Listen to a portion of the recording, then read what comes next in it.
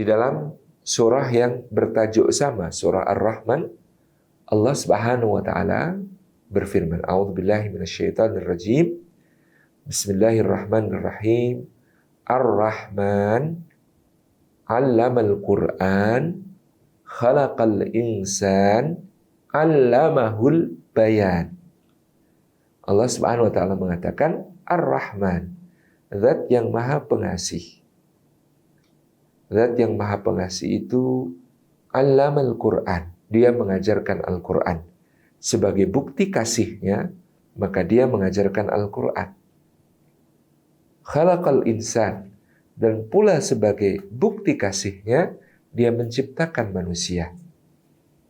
'Allamahul bayan, dan juga sebagai bukti kasihnya, dia mengajari manusia yang diciptakannya itu al-bayan, kemampuan untuk memahami, menyusun pesan, menyampaikan pesan, menerima pesan, mengolah kembali pesan. Ini yang disebut sebagai al-bayan, yang dalam bahasa kita sehari-hari kemudian kita ringkas sebagai komunikasi. Jadi ini sesuatu yang sangat istimewa diberikan oleh Allah Subhanahu wa taala kepada manusia untuk mampu satu sama lain menggunakan aksara, kata-kata, kalimat ya di dalam saling menyampaikan makna dan saling memahami makna di antara mereka.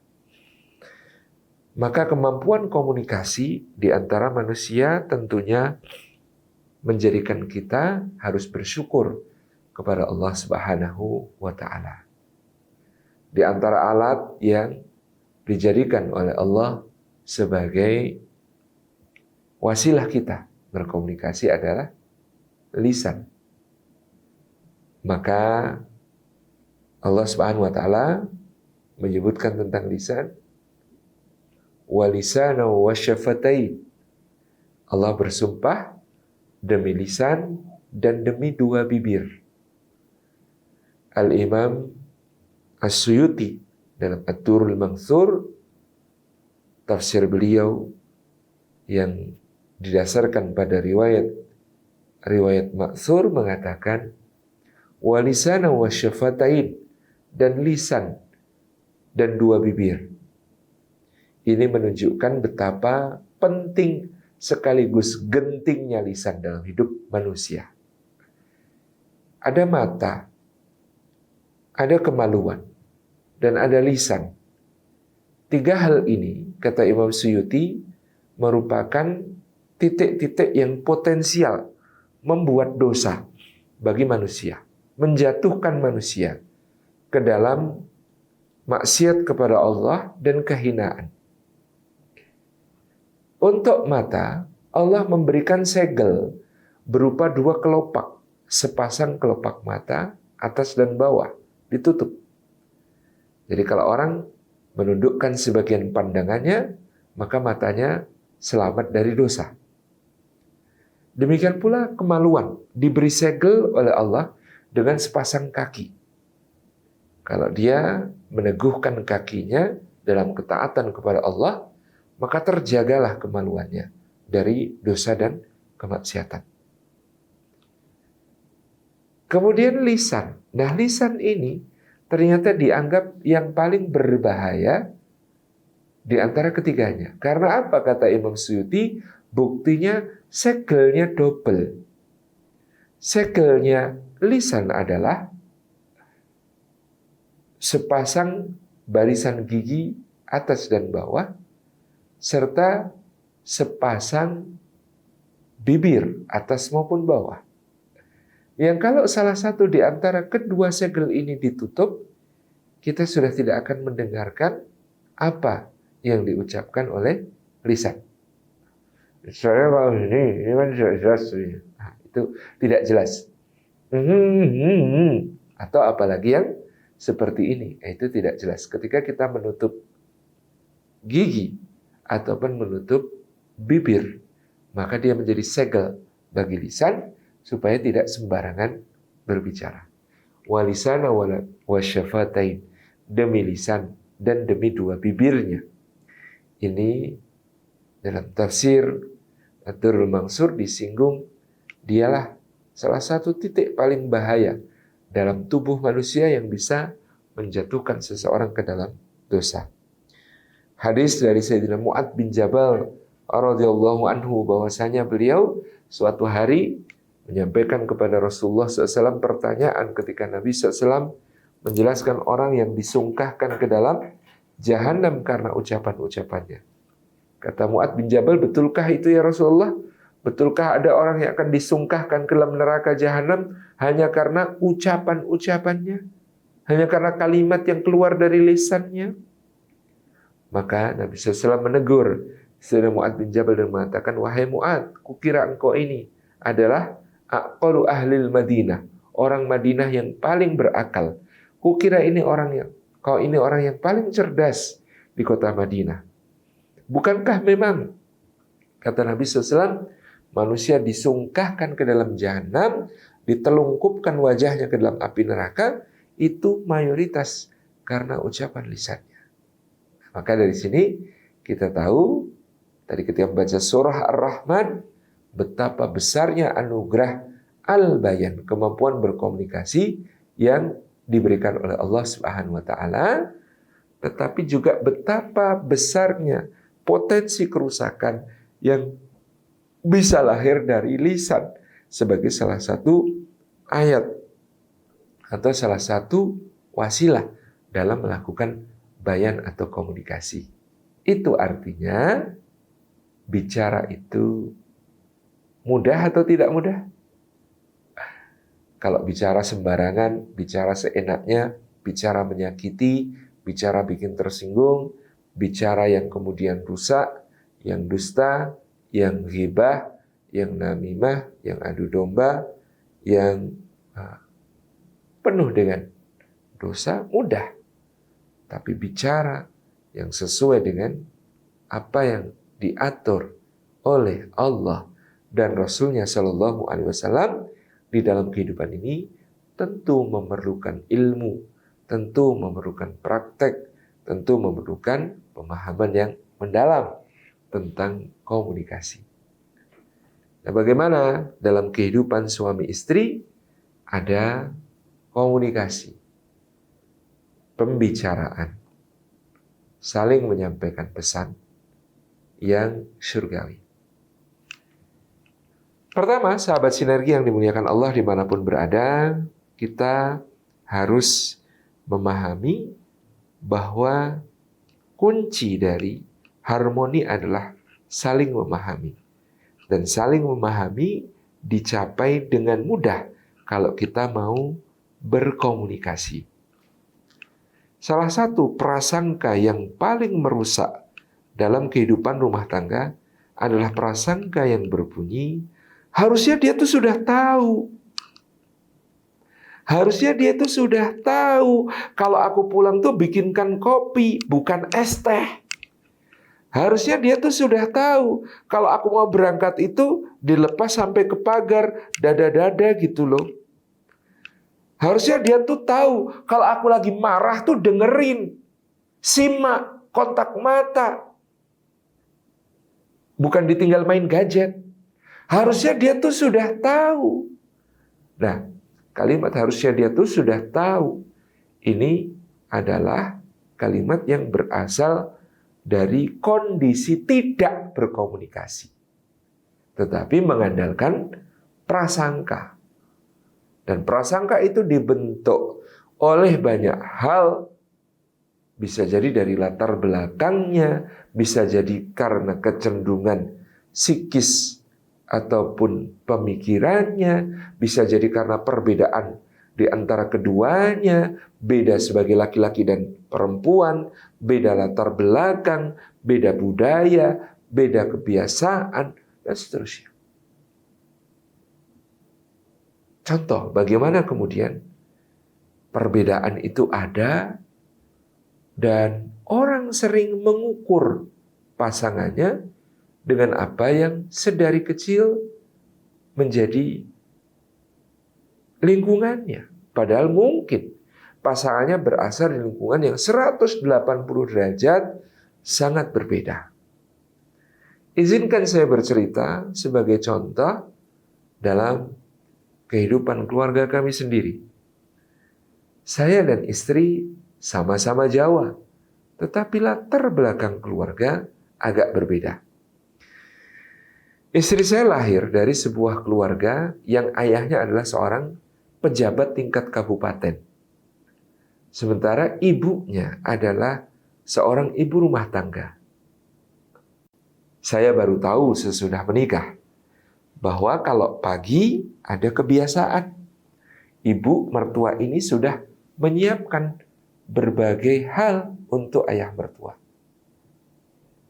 Sepatunya disiapkan, baju disiapkan, handuk mandinya disiapkan, kemudian tas kerjanya disiapkan.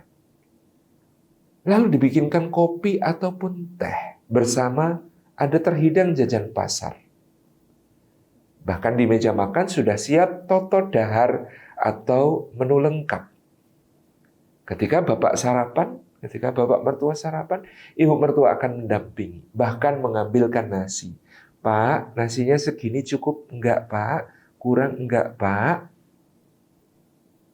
Lalu ketika kemudian mengambilkan lauk, Pak, ini opornya mau pakai dada atau paha, Pak? Bahkan ketika bersiap-siap nanti, ya kadang-kadang sepatu saja yang menalikan tali sepatunya ibu mertua. Dan itu dijalani dengan bahagia, dengan senang hati. Karena itu adalah bagian dari cara beliau menerjemahkan bagaimana bakti dan kemuliaan akhlak seorang istri. Demikian pun suaminya yang memuliakan istri. Keluar, suaminya, bapak mertua saya naik ke kendaraan. Setelah cium tangan, tas diulungkan, dada-dada, dan ibu mertua tidak akan masuk ke dalam rumah sebelum bayangan kendaraan bapak mertua hilang di tikungan. Nun jauh di depan. Ini di latar belakang keluarga istri saya. Saya sebaliknya berasal dari keluarga yang bapak dan ibu saya sama-sama pendidik, sama-sama mengajar. Yang karena sama-sama mengajar adalah biasa di rumah kami, ibu harus berangkat terlebih dahulu karena ngajarnya jam pertama. Sedangkan bapak mungkin bisa berangkat lebih akhir karena mengajar jam kedua atau jam ketiga. Maka di rumah kami adalah hal biasa ketika ibu berangkat, kemudian mengatakan, Pak, izin ibu berangkat dulu ya Pak, kalau mau sarapan nasinya sudah ada di rice cooker, itu ada telur ceplok tapi ibu belum sempat bikin sambal kecapnya, bikin sendiri ya Pak. Biasa. Pak, itu anak-anak kayaknya perlu dibikinkan teh panas, Bapak sempat ya bikinkan, maaf ya ibu harus berangkat sekarang. Biasa. Demikian pula anak-anaknya biasa.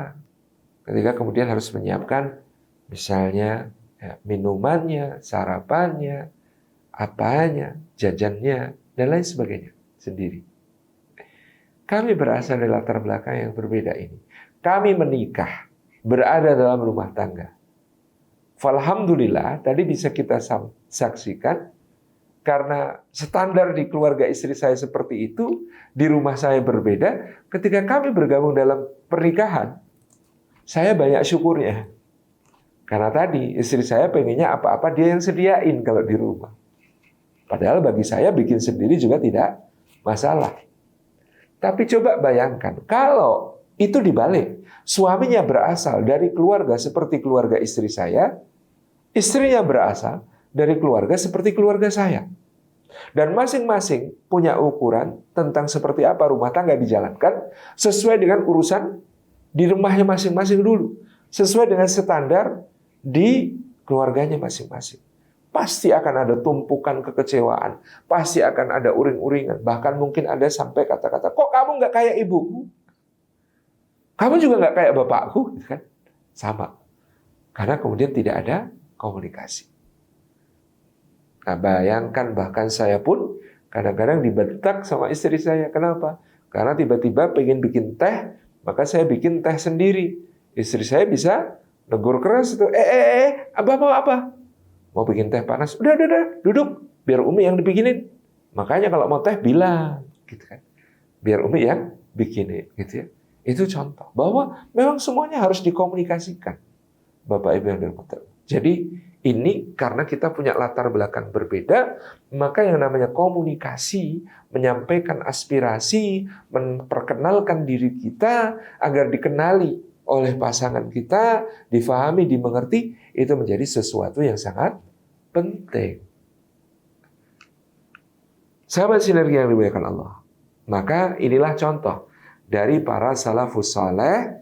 Mereka itu kalau menikah, maka hari-hari dan malam pertamanya dihabiskan diantaranya untuk berkomunikasi, untuk saling terbuka satu sama lain, bicara apa adanya, memperkenalkan diri, dan menyampaikan harapan-harapannya.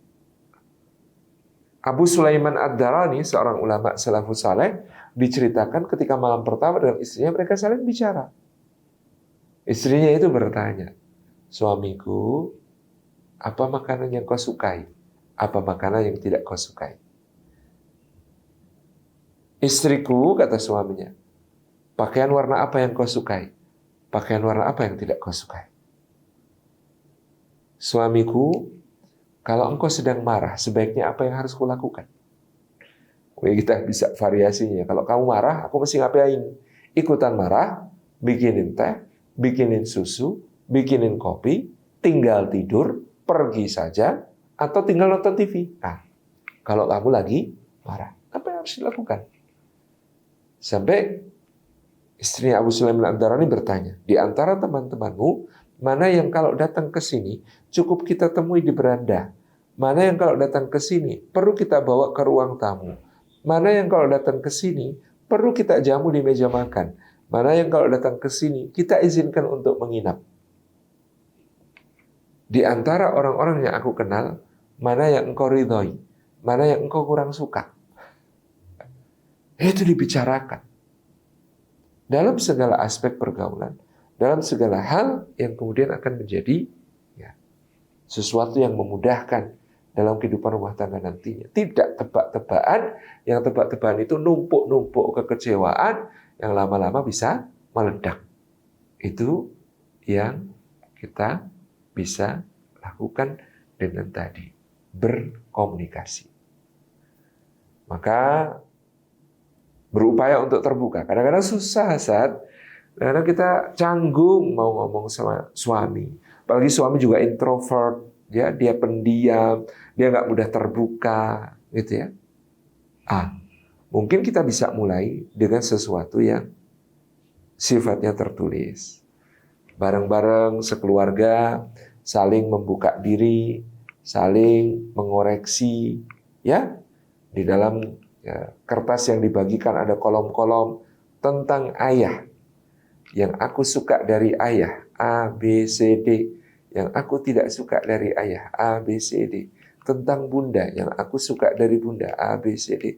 Tentang yang tidak aku suka dari bunda, A, B, C, D. Setiap orang mendapatkan lembaran untuk mengevaluasi semua, ayah maupun bunda, anak-anak, dan siapapun yang kemudian nanti ada dalam keluarga tersebut untuk saling terbuka, berkomunikasi, menjelaskan tentang apa yang sebenarnya diinginkan, apa yang menjadi aspirasi, apa yang kemudian menjadi harapan-harapan kepada masing-masing anggota keluarga. Selain tadi, bagaimana kemudian kita satu sama lain bisa terbuka melalui tulisan, kalau bisa melalui lisan.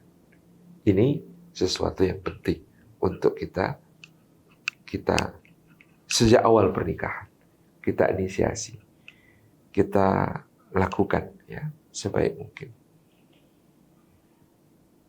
Bapak Ibu hadirin hadirat, sahabat sinergi yang dimuliakan oleh Allah, tentu ini baru satu aspek. Bagaimana kemudian kita memulai komunikasi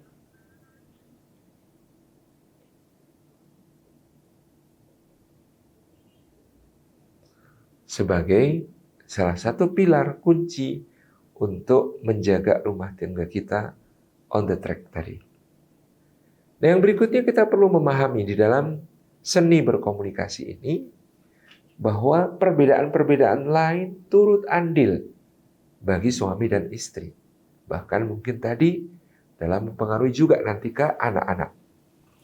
Misalnya, laki-laki dan perempuan itu diciptakan berbeda oleh Allah.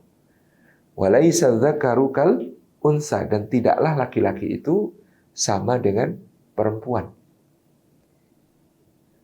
Maka karena ada perbedaan,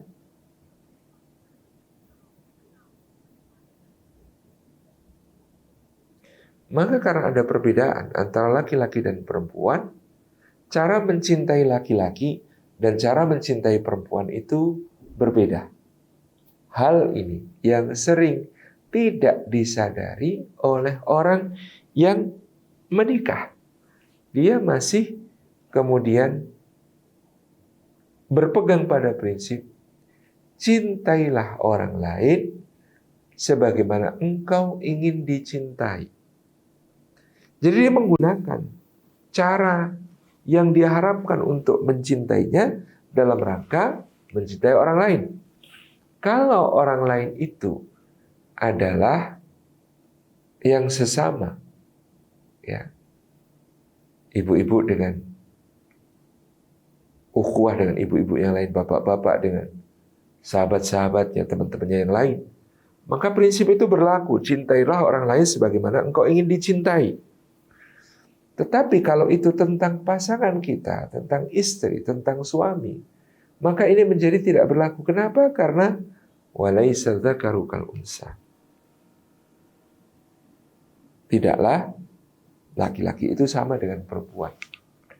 Dulu waktu Bapak Ibu rekan-rekan sahabat sinergi mungkin kuliah, ya, di kampus, ya, di tangga kampus ada dua orang mahasiswi sama-sama akhwat, sama-sama ukhti, duduk jejeran di tangga kampus, ya, tangannya saling menggenggam erat, yang satu meletakkan kepalanya di pundak yang lain atau kemudian saling menempelkan kepala.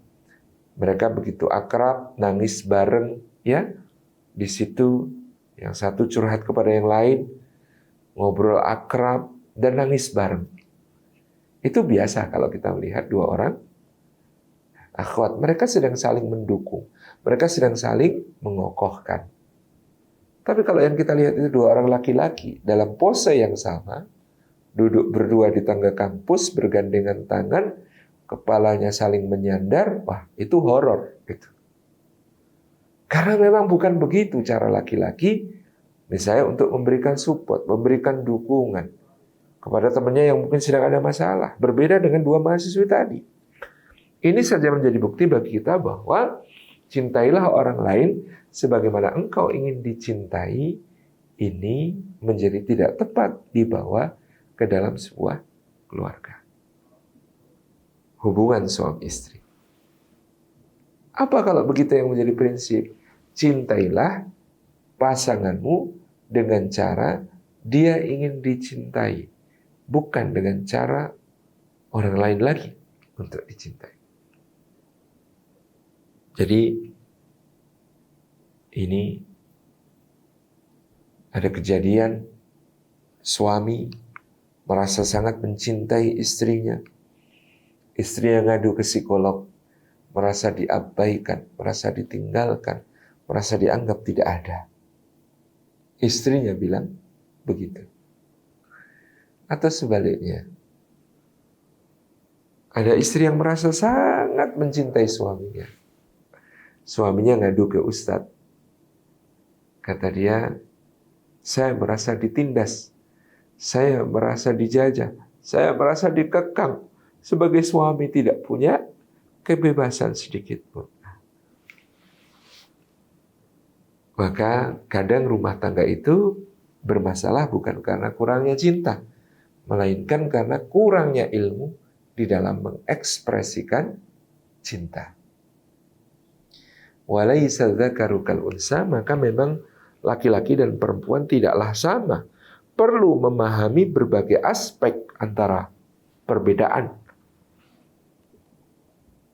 laki-laki dan perempuan ini supaya nantinya kita bisa saling harmoni, memahami. Nah, hadirin hadirat, mari kita bedah. Apa bedanya laki-laki dan perempuan? Beda di dalam anatomi tubuhnya. Beda di dalam metabolismenya. Beda di dalam hormon-hormon yang bekerja pada mereka. Berbeda dengan cara berpikirnya. Berbeda dalam caranya menghadapi masalah. Berbeda dalam caranya mempersepsi satu keadaan. Berbeda dalam prioritasnya ketika terjadi masalah. Berbeda dalam caranya menjaga hubungan satu sama lain. Berbeda dengan antara laki-laki dan perempuan dan segala perbedaan itu. Ini Bapak Ibu yang dirahmati oleh Allah Subhanahu wa ta'ala harus kita pahami.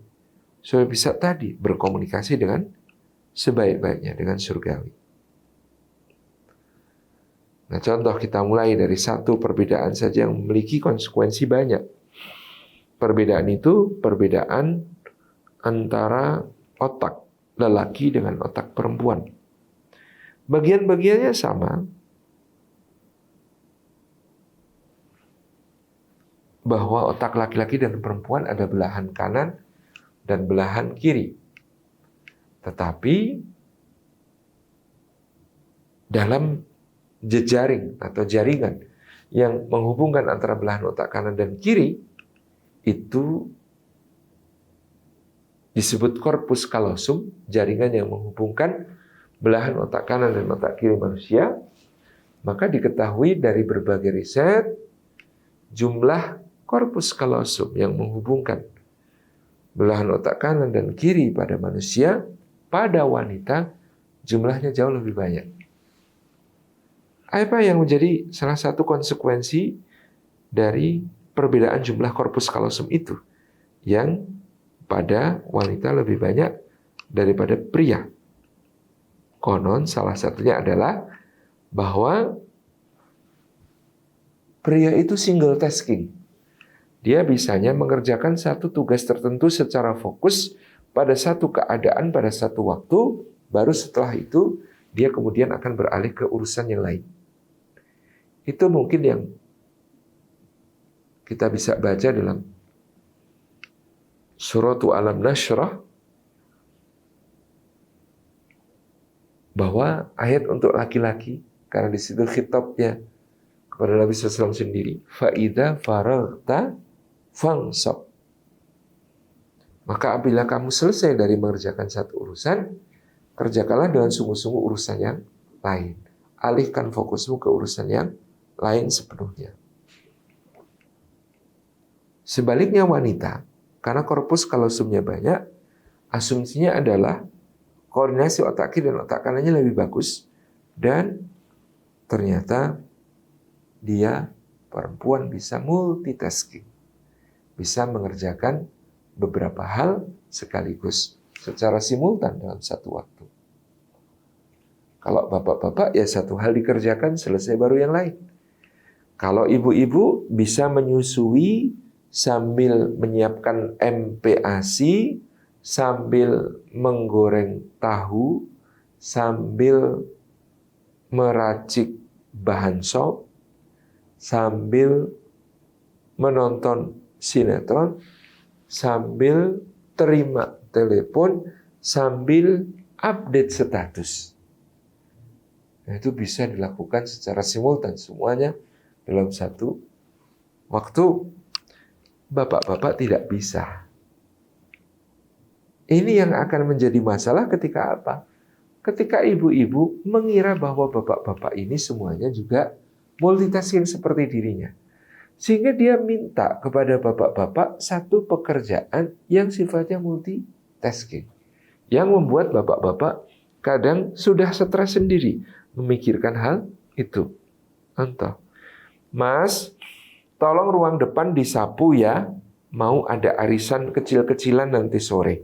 Itu sofa-sofanya dipinggirkan, terus biar di tengah karpet aja. Astagfirullah Mas, karpet kita itu kan kemarin ketumpahan susu ya. Ya Allah, itu bau pasti basi susunya. Tolong dijemur ya Mas. Sekalian nanti kalau gitu kamu ke tempat Bu RT pinjem tikar. Udah tahu belum Bu RT yang baru? Udah ganti loh. Sekarang Bu RT-nya Bu Joni yang rumahnya ada di dekat pintu gerbang kompleks yang sebelah kanan nomor 3. Nah, itu kamu ke sana pinjem tikar, terus 2 rumah dari rumahnya Bu Joni itu ada Bu Joyo. Aku pesen lemper loh Mas di tempatnya Bu Joyo, itu 50 buah. Nanti tolong kamu ambil sekalian lempernya dan dihitung Mas. Karena Bu Joyo suka keliru ngitung, suka dilebihin 2, 3, kan kita nggak enak kalau kelebihan. Terus nanti kamu bayar ya cash aja, itu kalau nggak salah totalnya 200.000. Terus habis itu kamu ke tempat buati ya Mas ya. Di situ aku pesen kue lapis. Kalau yang ini udah aku bayar, tapi ada kekurangan sekitar 45.000. Nanti kamu bawa uang pas aja ya Mas ya. Buati juga kadang nggak punya kembalian. Nah terus nanti kamu cek juga itu jumlahnya, karena buati juga salah hitung. Malah buati kadang kurang. Pesen 50 dikasih 47, 46 gitu. Jangan sampai kurang ya Mas ya. Soalnya ini aku pasin. Terus nanti habis itu galon kita kan kosong Mas. Kamu bawa sekalian ya, diisi ulangkan galonnya. Terus aku kan mau bikin teh. Nah, biar tetap panas kan harus diwadahin jumbo. Nah, jumbo kita yang di rumah ini udah nggak bisa nahan panas Mas. Kamu mampir ke tempat ibu ya, untuk kemudian ngambil jumbonya ibu, pinjam jumbo ibu. Ibu kan punya 2, ada yang pink, ada yang biru. Nah, jangan yang pink. Yang pink itu juga sudah nggak bisa nahan panas. Kamu pinjam yang biru aja ya. Oke, sana Mas, berangkat, aku tunggu. Suaminya melulu gitu. Dek, apa aja tadi? Masa harus aku ulangi ceritanya? Aku catat dulu ya, aku catat. Nggak usah dicatat, gitu aja dicatat. Akhirnya berangkat beneran, ngerjainnya satu-satu. Nukerin galon, balik. Mana tikernya? Bentar, balik lagi. Gitu ya. Mana lempernya? Mana lapisnya? Macam-macam. Gitu ya. Jadi ibu-ibu mengira suaminya juga multitasking seperti dirinya. Nah, itu yang kemudian akan menjadi penyebab suaminya stres ya, dengan permintaan-permintaan yang sifatnya multitasking. Ini contoh. Konsekuensi yang lain konon adalah cara berpikirnya juga berbeda. Laki-laki kalau berpikir itu seperti obat nyamuk muter ke dalam. Konsentris menuju ke pusat. Itu cara berpikirnya laki-laki. Ya, cara berpikir laki-laki memfokuskan diri, menyederhanakan masalah, segera merumuskan solusi. Itu laki-laki. Kalau perempuan, cara berpikirnya seperti obat nyamuk, muternya keluar.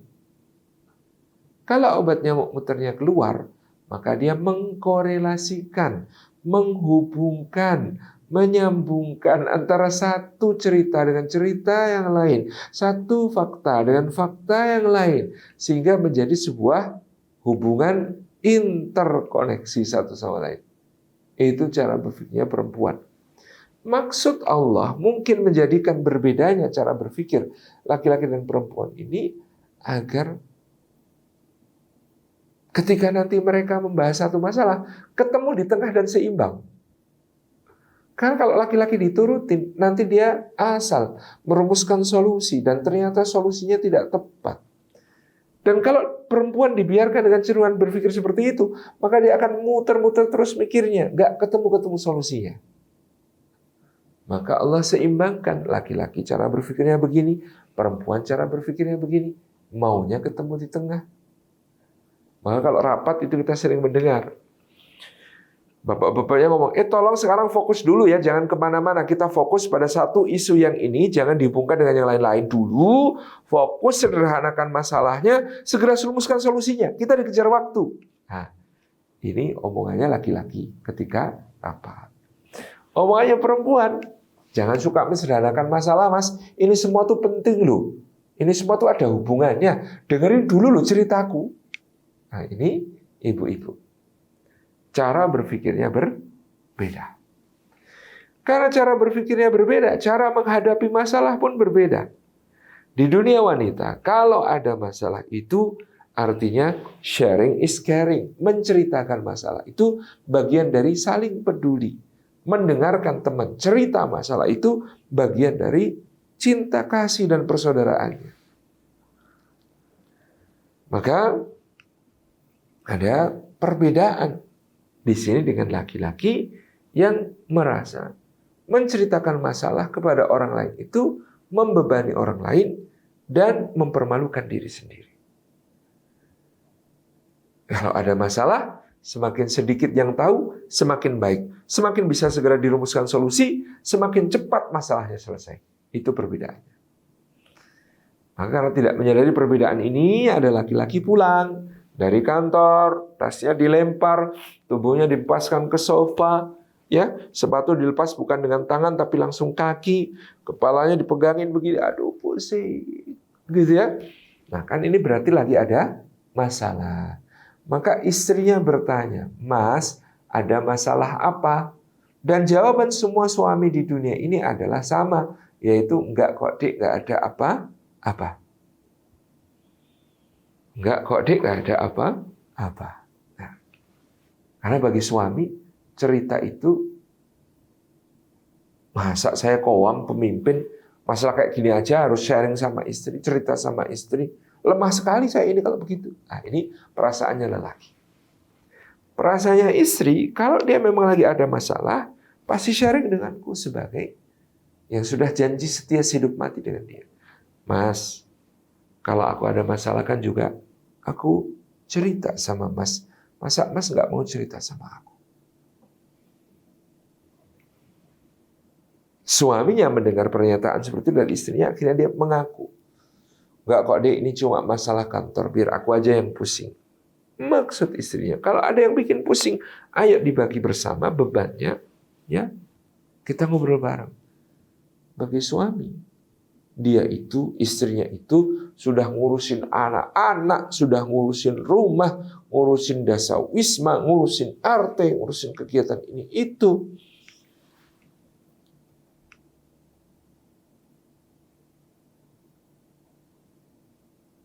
Kasihan istrinya. Maka dia tidak mau cerita. Maka dia tidak mau menyampaikan. Maka dia keep ceritanya. Enggak kok Dek. Ini masalah kantor kok. Biar aku aja yang pusing mikirin. Kamu nggak usah ikut pusing mikirin. Di dunia lelaki, nggak mau cerita. Artinya dia nggak ingin nambahi beban istrinya. Maksud baik. Tapi di dunia perempuan nggak mau cerita berarti tidak percaya. Sehingga istrinya akan kemudian mengatakan, oh jadi Mas nggak percaya sama aku? Nggak mau sharing sama aku? Jadi buat apa aku hidup dalam kehidupan Mas? Buat apa aku ada dalam kehidupan Mas? Kalau masalah Mas kamu nggak mau cerita sama aku? Memang selama ini kalau cerita sama siapa? Hah? Sama sekretaris kamu itu? Wah, langsung kemudian menjadi satu persoalan. Jadi berkembang kemana-mana. Karena prasangka juga karena ketidakfahaman bahwa antara laki-laki dan perempuan berbeda ketika dia menghadapi masalah. Berbeda pula di dalam mempersepsi sesuatu tadi. Sebaliknya kalau tadi suami memilih untuk menyimpan masalahnya sendiri, kalau ada masalah dia memilih untuk menyendiri, berkontemplasi, merumuskan solusi. Itu laki-laki. Pernah ingat Nabi Muhammad SAW ketika pulang dari Gua Hira dalam keadaan syok. Kenapa kok syok? Karena tiba-tiba saja dia yang sedang memikirkan umat manusia dalam keadaan yang begitu memprihatinkan, yang gelap pekat saat itu. Lalu tiba-tiba ada malaikat Jibril datang kepada beliau. Seakan-akan intinya menyampaikan, wahai Muhammad, bumi sedang bobrok, kami serahkan kepadamu untuk mengubahnya menjadi bumi yang cerah, gilang gemilang. Pusing. Luar biasa. Maka Nabi SAW menceritakan hadis riwayat Bukhari. Beliau pulang dalam keadaan tersaruk-saruk, berulang kali jatuh, bangun lagi, jatuh lagi, bangun lagi, kesandung, keserimpung, keserimpet, jatuh. Berkeringat dingin, pucat pasi, gemeteran depan pintunya Khadijah. Kemudian mengatakan, Zammiluni, Zammiluni, ya Khadijah, Zammiluni. Gitu. Yang dikatakan Rasulullah. Kalau Khadijah itu ibu-ibu kayak yang ada sekarang, yang kemudian nyerocos, ya Allah mas, kenapa ini mas kok sampai kayak begini? Ayo sini dulu mas, cerita dulu mas sama aku, biar aku juga tahu mas. Kalau Khadijahnya tipe seperti ini, mungkin sirah nabawiyah bakal lain ceritanya. Kemudian Khadijah membawa masuk Nabi SAW, membaringkannya di tempat tidur, menyelimutinya, menutup pintunya, mendoakan dari luar, ya Allah, Engkau lebih bisa menjaganya daripada aku. Engkau lebih mencintai daripada aku. Jagalah dia dari semua makar musuh-musuh, gitu ya. Jadi Khadijah memberi ruang kepada Muhammad untuk menyendiri, berkontemplasi dan merumuskan solusi atas masalah yang sekarang. Tapi ini juga PR bagi laki-laki untuk mau sebaliknya mendengarkan cerita istri. Karena kalau laki-laki tadi ceritanya itu nadanya adalah, Mi, kemarin ada masalah loh di kantor. Oh, ya Allah, terus gimana mas? Ayo cerita sini mas. Kata suaminya, tenang Dik, sudah mas atasi, sudah selesai. Nah, itu tipe ceritanya pria. Tapi kalau ceritanya wanita tentu juga berbeda. Ceritanya wanita itu, ya Allah mas, aku hari ini capek banget mas, ya Allah. Numpuk semua cucian. Numpuk pula piring dan gelas kotor semua. Anak-anak tetangga pada berdatangan dan resek semua. Tamu-tamu gak berhenti-berhenti. Aku sendiri ini kayaknya kecapean sampai sakit. Masuk angin gak enak badan. Aku capek mas, capek. Nah misalnya si istri ngomong begitu. Maka apa yang harus dilakukan suami? Kadang-kadang suami yang nggak ngerti cuma sekedar masih tetap pegang gadgetnya, mendengar cerita istrinya, ngelirik sebentar, lalu sampai pada kesimpulan, lalu dia jump to conclusion-nya mengatakan, sabar ya Mi, insya Allah bulan depan kita cari pembantu. Sabar ya, insya Allah bulan depan kita cari pembantu. Di dunia lelaki, inilah solusi. Kalau istrimu kesulitan ngurus rumah karena kecapean, berarti dia perlu dicarikan pembantu. Tetapi, kalau suami mengatakan, sabar ya Dik, insya Allah bulan depan kita cari pembantu, maka istrinya akan merasa, oh, jadi semua pengorbananku, kerja kerasku, apa yang kutinggalkan demi mengurus rumahmu, keluargamu ini, sekarang kau anggap tidak lebih dari pekerjaan seorang pembantu. Aku nggak nyangka mas, kamu serendah itu memandangku. Aku nggak nyangka kamu setega itu sama aku, menganggap aku tidak lebih dari seorang pembantu. Masya Allah ya. Berbeda perspektif bisa menghasilkan sesuatu yang sangat berbeda. Masalah yang sangat besar.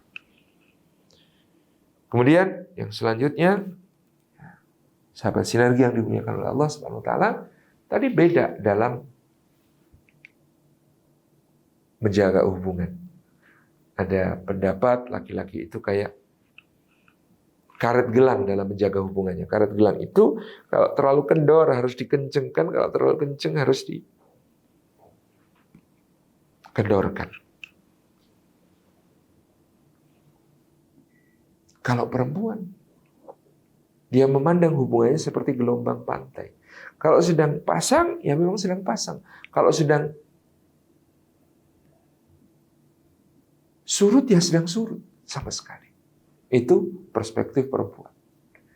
Nah, laki-laki itu, Bapak Ibu yang dirahmati Allah, sahabat sinergi sekalian, sebagai suami kalau dia itu akrab sekali dengan istri, nemeni istrinya kemana-mana, ya, melakukan berbagai hal berdua dengan kompak, itu secara psikis dia akan memerlukan jeda. Dan itu yang menjadi sifat laki-laki yang lain, yaitu berhitung. Karena aku sudah mendampingi kamu sama anak-anak selama sekian jam, boleh dong aku punya waktu untuk diriku sendiri selama beberapa jam, berapa menit. Itu sifatnya laki-laki. ngitung dia. Maka dia akan melakukan hobinya. Dia sepedaan, dia mancing, ya. Dia pergi menemui teman-temannya yang satu hobi, dan lain sebagainya. Karena apa? Karena memang dia tadi perlu menguatkan rujulah atau sisi kelelakiannya. Dia nggak bisa nyampur perempuan terus setiap saat. Itu bagi hatinya sebagai laki-laki akan ada luka. Maka dia akan perlu, kalau dulu berkuda, sekarang diganti sepedaan, naik mogi, dan lain sebagainya. Itu rujulah, itu seorang tentang kelelakian. Kalau dulu berburu, sekarang tinggal mancing, ya, memanah, lempar pisau, dan lain sebagainya. Merupakan perwujudan dari hobi-hobi yang menaikkan nilai rujulah atau kelelakiannya. Kalau sudah lelaki lagi, karena tadi dia terlalu akrab campur sama perempuan, dia merasa jiwanya terpengaruh. Kalau dia melakukan hobinya, hobi menjadi dia laki-laki lagi. Ketika dia pulang kembali kepada istrinya, maka dia akan membawa cinta yang lebih berlimpah. Cuma kadang-kadang karena mengerjakan hobinya tidak pamit kepada istri, istri sudah menganggap hubungan sedang surut, lagi ada masalah.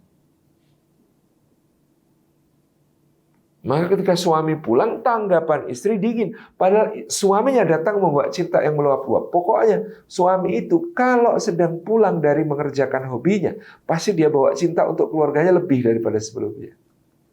Karena itu kompensasinya juga. Dia tadi ninggalin rumah untuk menyenangkan dirinya sendiri. Pasti dia ingin menyenangkan keluarganya juga.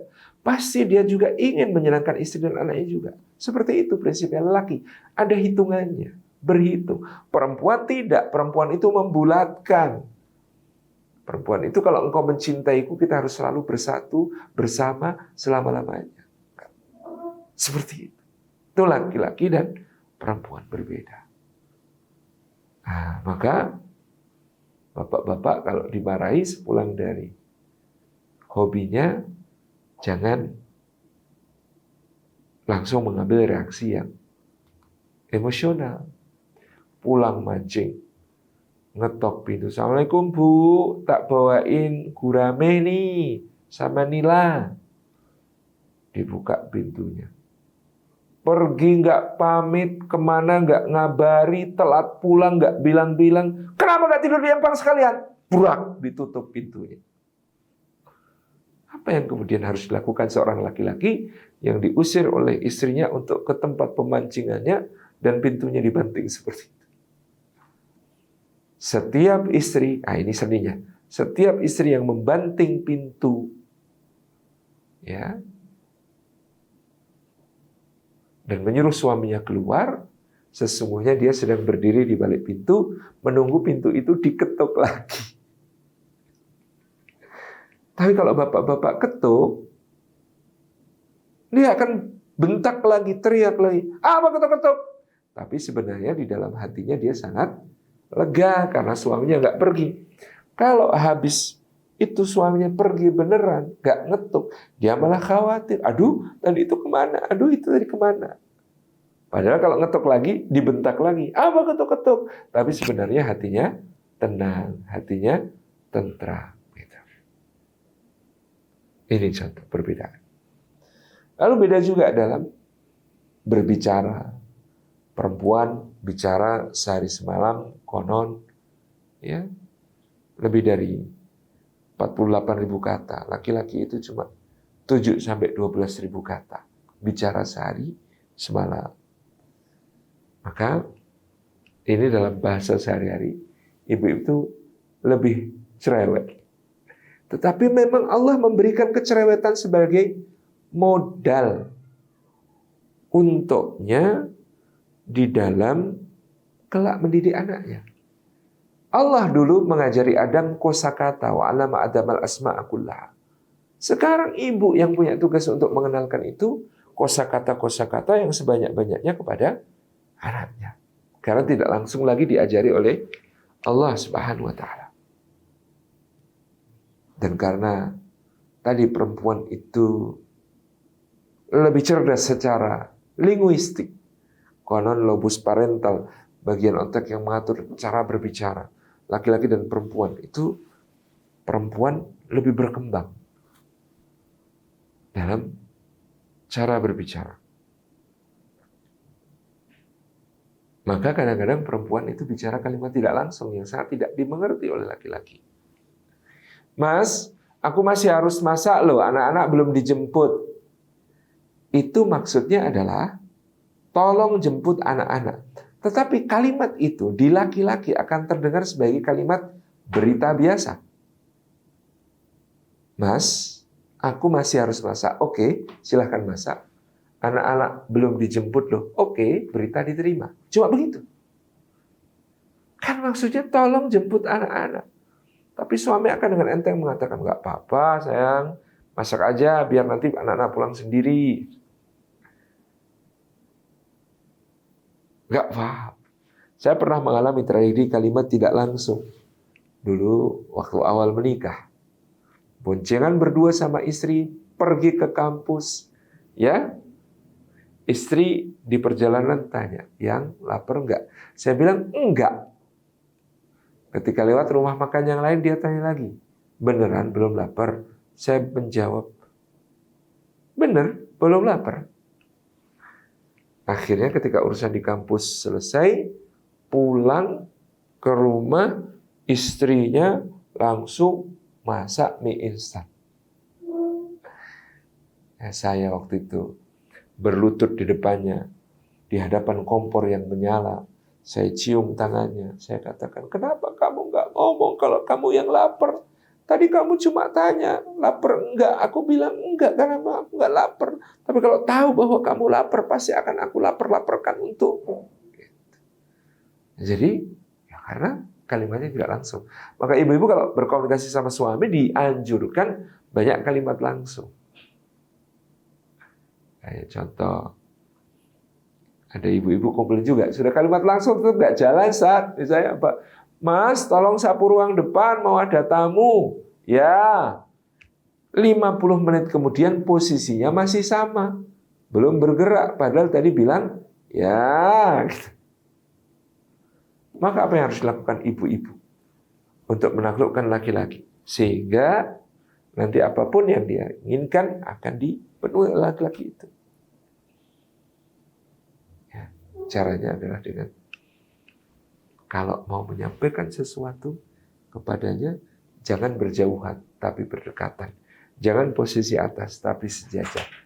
Duduk bersama, kemudian kalau bisa lutut ketemu lutut, tangannya diletakkan di paha, bilang, Mas, tolong dong sapu ruang depan, mau ada tamu. Ya, kalau dia bilang ya, jangan langsung pergi. Tetap di situ, lutut ketemu lutut, tangan di paha, tatap matanya sambil tersenyum. Sampai kemudian dia akan membanting korannya dan berkata, iya, gak sabar amat. Seperti itu. Jadi cara berkomunikasi itu berbeda. Nah, Bapak Ibu yang dirahmati Allah Subhanahu wa taala, mudah-mudahan beberapa gambaran ini cukup mewakili perbedaan yang harus kita harmonikan. Oh iya, termasuk soal menghitung tadi. Berhitung. Suaminya jemput telat 1 jam. Istrinya marah-marah luar biasa. Hari berikutnya suaminya jemput telat 10 menit. Marah-marahnya sama luar biasa. Bagi laki-laki, kalau aku telat jemput 10 menit, harusnya kamu marah-marahnya 1/6 marah yang kemarin. Bagi dunia istri, dibulatkan. Telat adalah telat. 1 menit, 2 menit, 5 menit, 5 jam, 10 tahun, sama-sama telat. Itu namanya pelanggaran komitmen. Ada suami ngadu, Ustadz, dulu saya punya kesalahan. Saya chatting sama mantan. Istri saya murka, marah luar biasa. Nah yang sekarang ini, saya tuh nggak chatting sama mantan. Saya cuma nge-like statusnya. Masa marahnya sama dengan kayak dulu pas saya chattingan? Kan bobot kesalahannya berbeda. Dulu saya chattingan, sekarang saya cuma nge-like status. Masa marahnya sama gitu? Itu karena Bapak berhitung, istri membulatkan. Bagi istri bukan soal kesalahannya lebih kecil. Bagi istri nge-like status berarti lihat profilnya juga. Pelanggaran komitmen sama dengan dulu chatting. sama-sama melanggar komitmen bahwa kita akan menjaga hubungan ini dengan mencegah segala sesuatu yang ada di luar sana. Itu contoh. Cara memandangnya berbeda. Laki-laki berhitung, perempuan membulatkan. Dan seterusnya. Terima kasih. Saya kembalikan ke Ustaz Zaki untuk menjadi moderator lagi, memandu kita. Mungkin perlu ada yang didiskusikan. Terima kasih.